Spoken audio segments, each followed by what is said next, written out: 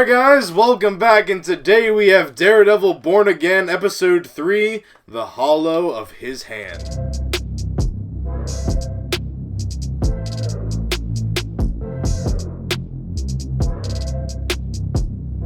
Luquillo is a beach near where I'm from in Puerto Rico.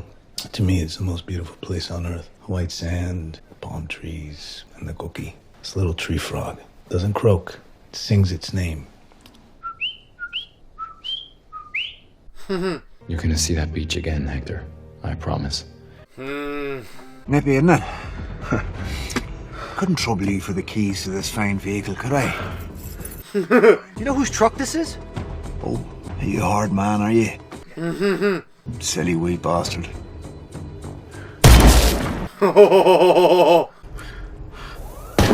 Okay. They're misbehaving because there's no one at the head of the table. Without you or me there, they'll turn on each other. No boss to control him. We still don't know why the knuckles are bloody.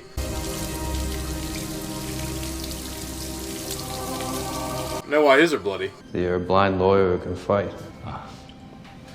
Officer Powell. Well, doesn't exactly seem ethical. I bet he'd throw you right off the case. Well, at least I won't go to jail. Witness tampering is a serious offense. Now maybe you get lucky and the DA only slaps you with a misdemeanor.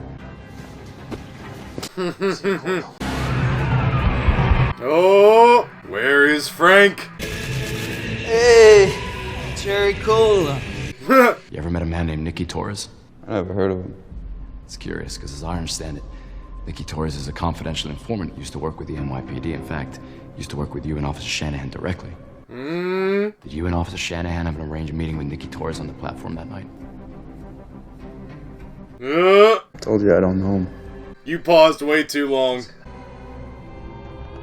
Torres cannot testify. They're all corrupt. Oh, God.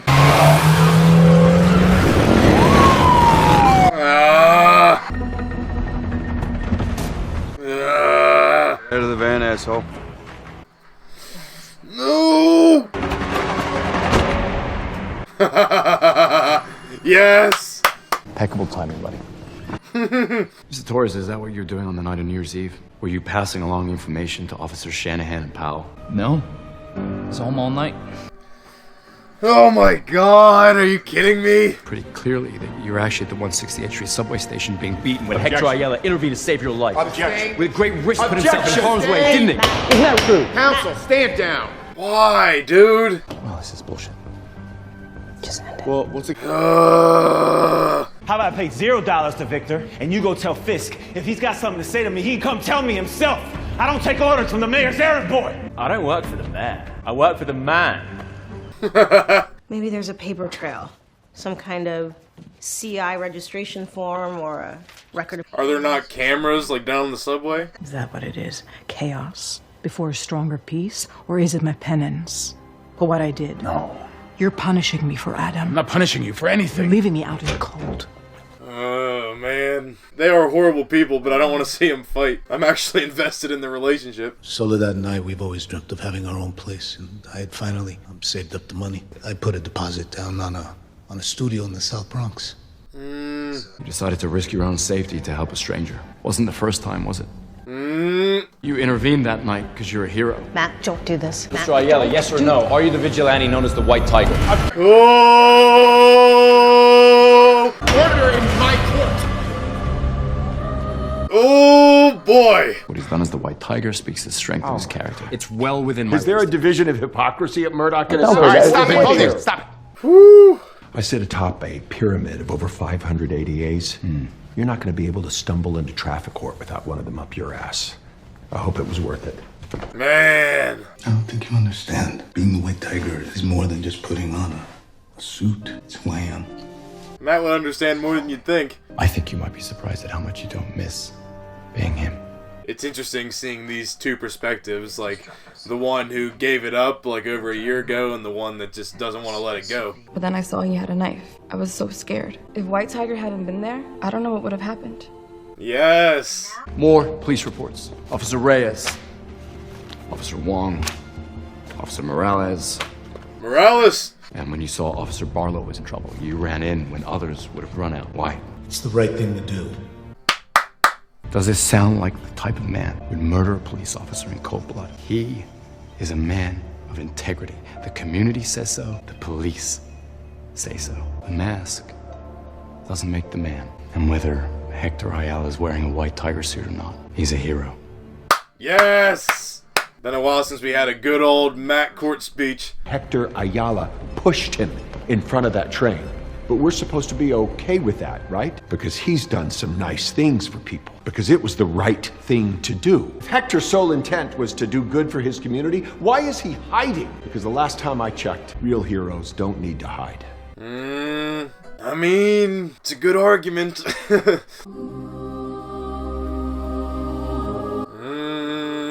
Bro's thinking about it. In the matter of the people versus Hector Ayala, the jury finds the defendant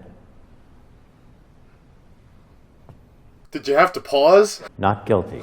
Woo! Count of manslaughter in the first degree, the jury finds the defendant not guilty. Yes! Another Matt Murdock dub.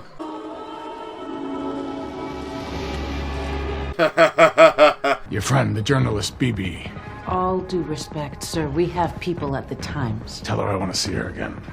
Woo! See, my old partner and I, straight out of law school, we were so broke. Foggy. You're talking about your friend, Foggy Nelson, right?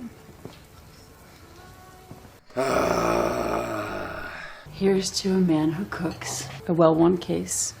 And Foggy Nelson. May God hold them all in the hollow of his hand. The Ayala verdict is an absolute miscarriage of justice. A masked vigilante, a murderer, is allowed to roam the streets, and a veteran of the NYPD lies dead. Oh, man. These vigilantes are a threat to any society. Yeah. A man who... I ran on a promise, and the acquittal of Hector Ayala demands that I keep it. Oh! What? What? What?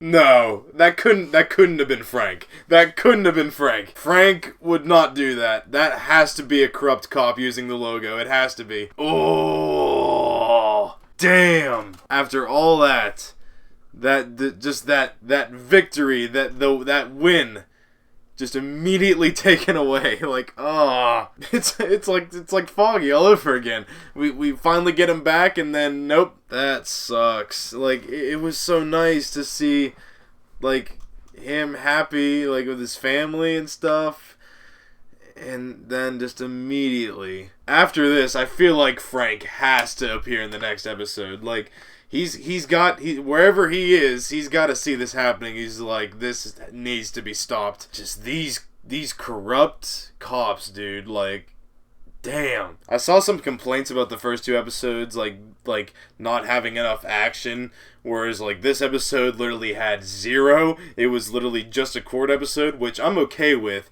Just like we heard, like, with the original version of Daredevil Born Again, where it was like Daredevil's not going to suit up to like episode 4, and it's like more of a court drama than like a Daredevil show. And I mean, that's kind of true. We got like the really good opening for episode 1, and then a little action sequence at the end of episode 2 with Matt out of costume. But other than that, we haven't really gotten that much action. So if this is just like a one-off episode where it's just purely a court case, and we get to see Matt in the courtroom again, just being a really good lawyer, like, that's fine. Obviously, I don't want the whole show to be that, but we need a healthy balance of court and Daredevil, which is something the Netflix show did very well, at least for like the first 2 seasons. There wasn't really that much of that in season 3. It was mostly just Daredevil stuff. With that said, I feel like next episode is where things are really gonna amp up, because with this whole thing of the corrupt cops using the Punisher logo, and then someone wearing the Punisher logo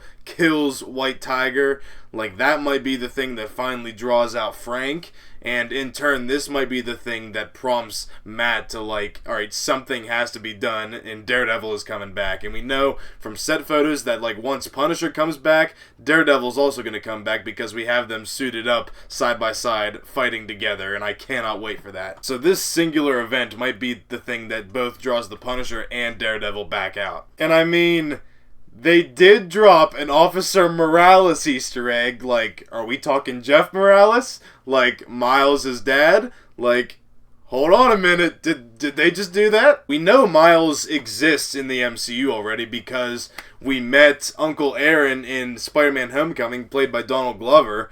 And, like, man, I would absolutely love if, like, maybe not Spider-Man 4, because I feel like Spider-Man 4 should deal with more of, like, just Peter being Spider-Man, and he has to deal with, like, Kingpin and stuff like that, and, like, he can team up with Daredevil. But then maybe, like, Spider-Man 5, 6, we can get Miles Morales in there, and, like, he can fight the Prowler, and, like, Peter can mentor him and kind of pass the torch after Secret Wars and all that. Like, that could be really cool. I mean, I'm not expecting Spider-Man to show up in this show, like, at all. Like, maybe, I'm, like, 95% sure he won't show up. But we've had 2 Spider-Man references in the first 3 episodes. Like, we had Kingpin drop, like, Spider-Man, like, someone in a spider costume. And then we had Officer Morales here. So I'm like, I mean, if we get, like, if Spider-Man shows up, that would be amazing, but I highly doubt it. I mean, if we could meet a live-action Jeff Morales in here, I mean, that would be pretty hype. It's like we see all the different family members of Miles before we actually get to meet him. That's gonna do it for my reaction to Daredevil Born Again Episode 3, The Hollow of His Hand. Hope you guys enjoyed, and I'll see you guys next time. Bye.